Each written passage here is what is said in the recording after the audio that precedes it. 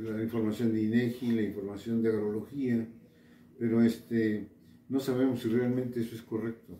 Sí, sí. Entonces no tenemos esa idea, ¿no? O sea, no tenemos la comprobación exacta de esa cuestión. Entonces, pero a lo que quiero llegar es de que si un país tiene su sistema, ese país primero resuelve los problemas que tiene ese país. Esa sería la idea importante. O sea, aquí nosotros tendríamos que ver, por ejemplo, cuáles son los principales suelos, qué problemas tienen y cómo se pudieran resolver. ¿Sí? Sí.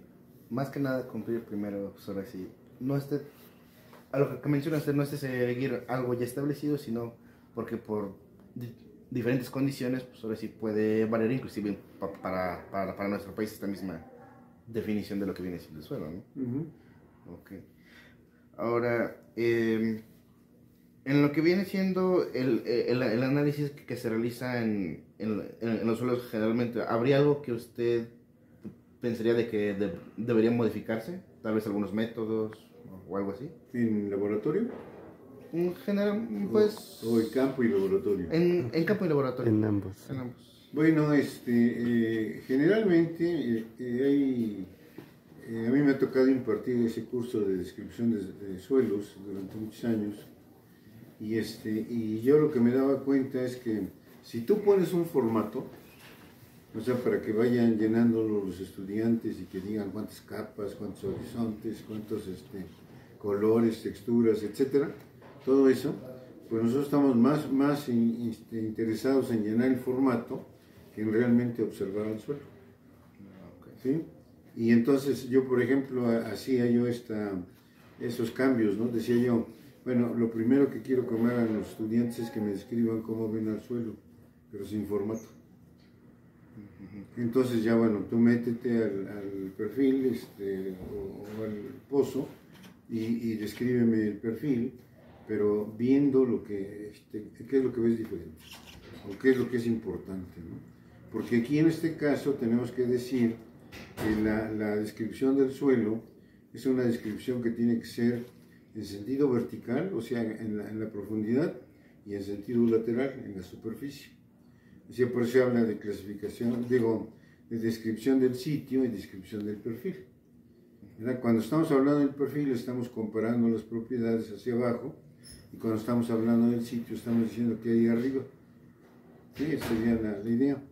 Y entonces, es un proceso de comparación. Cuando nosotros queremos describir un suelo, por ejemplo, tenemos que estarlo comparando lo de arriba con lo de abajo, con lo de abajo con lo de abajo. ¿Sí? O sea, si yo quiero textura y la hago al tacto, bueno, pues entonces la textura al tacto la hago en todas partes, porque de esa manera estoy comparando. Estoy sabiendo dónde hay más arcilla, dónde hay menos arcilla, dónde hay más humedad, dónde hay menos humedad, dónde hay más raíces, dónde hay capas duras, por ejemplo, y todos ese tipo de cuestiones, ¿no? O sea, cuando uno describe, tiene uno que describir propiedad por propiedad, pero en todo el espesor. ¿Sí? Y eso muchas veces no lo hace la gente, sino que describe todo en grupo y luego el otro, y luego el otro, y luego el otro, y no tiene ni siquiera idea de cómo están cambiando las cosas, ¿no? Entonces aquí yo vuelvo a repetir, realmente en campo la observación y la comparación son las dos herramientas que debemos utilizar para describir, y hay que dar mucho énfasis en eso. ¿Sí? En el laboratorio pues es otra cosa definitivamente, ¿no? Ya en el laboratorio pues uno quiere ya encontrar las propiedades que nos permitan clasificar al suelo, y entonces ahí también, aquí en México hemos tenido muchos defectos. Por ejemplo, INEGI cambió todas las metodologías y clasificaba con datos faltantes, y entonces también aquí se dice que la clasificación debe ser la caracterización más fuerte del suelo, más severa también, y en clasificación uno dice que si te falta un atributo, ¿verdad?, o que no cumpla la clasificación del suelo, simplemente no es. O sea, yo siempre les digo a los estudiantes, la clasificación lamentablemente de suelos no es democrática, ¿sí? O cumple todo o no sirve, ¿sí? Así sería prácticamente, ¿no? Y entonces aquí vuelvo a repetir, INEGI clasificaba con datos faltantes, ¿no? O sea, de repente si uno llega al campo y ve un suelo arcilloso y que tiene grietas, bueno, pues uno dice, pues es un vertisol. Y en realidad uno tiene que meterse a sacar la textura, ver las caras de fricción, las grietas precisamente en una época del año. Y entonces todo eso tiene que ser muy rutinario y tiene que ser muy, ¿cómo les diría a ustedes ahorita? Es que decimos que la clasificación es muy exigente, ¿verdad? Sería esa idea, ¿no? Entonces, ese es el problema que se tiene también aquí en México.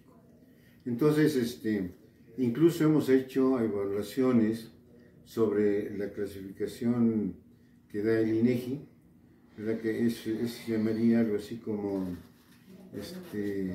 exactitud de un mapa.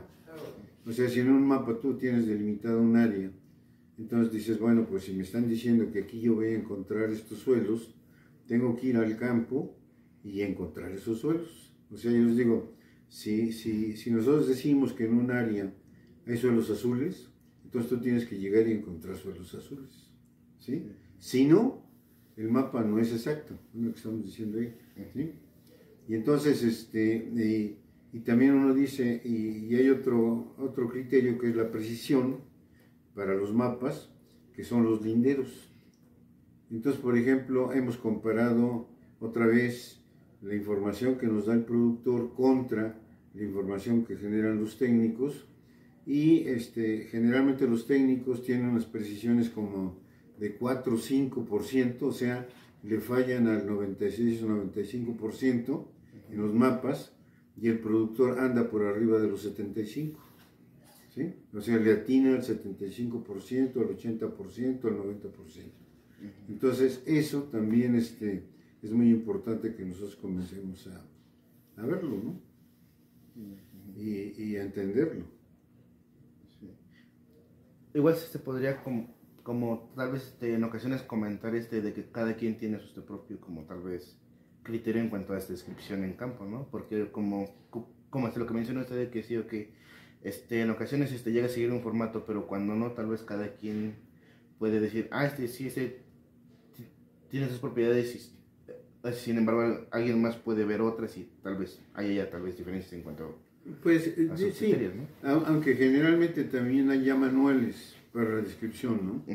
Entonces, cuando tú ya agarras un manual, otra vez ya te estás encajonando, Okay. ¿sí? Entonces, también podemos dejarlo abierto, pero definitivamente el problema es otra vez, ¿lo quiero abierto para qué? ¿Sí? Entonces, como siempre hemos estado copiando información, ¿verdad? Que resulta que nosotros tenemos que copiar también hasta los formatos, hasta las guías de descripción, por ejemplo. Y si nos salimos de esa estructura, entonces estamos haciendo mal las cosas. Okay. Sí, sería también el otro problema.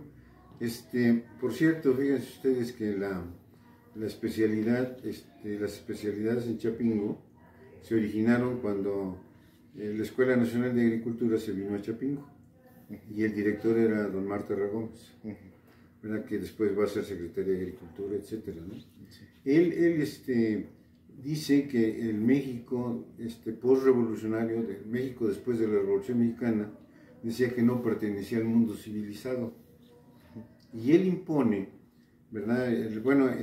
Pide la siguiente característica, dice: voy a mandar a varios agrónomos a diferentes partes del mundo para que aprendan cómo enseñan la agronomía, la agricultura en los países desarrollados, ¿sí?